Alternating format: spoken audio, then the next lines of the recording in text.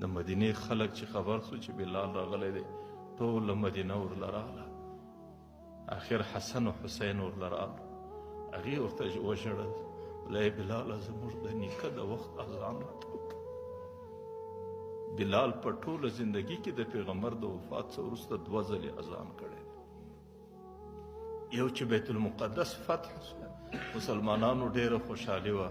مسلمانانو دستي دا غوښتنه وکړه چې بلال د یو ځل د رسول الله د وخت اذان وکړي بلال په ما کې طاقت نسته اخر حضرت عمر ورته وویل چې ویې که نو یو ځل یې په بیت المقدس کې اذان وکړي یو ځل په دغه ورځ باندې چې کله حسن و حسین رالو هغې ورته وژړل ول بلاله یو ځل زموږ د نیکه اذان راته وکړه بلال چې صومعې ته پورته سو میزان خانې ته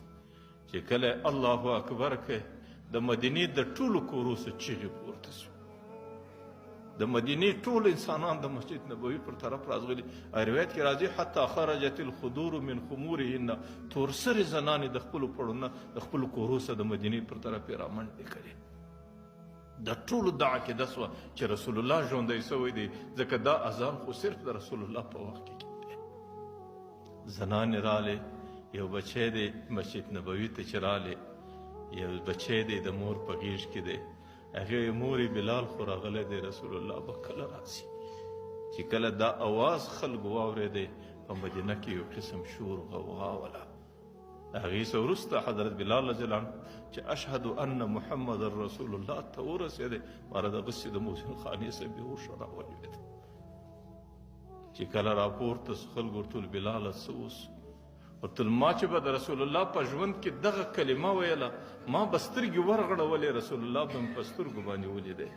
نن چې ما دا کلمه ویله چې هر څومره مې سترګې ورغړولې زما سترګې په رسول الله نه ولګېدلې دغه منظر زما د برداشته ووتی په دې وجې زه بېهوشه راوزار شولم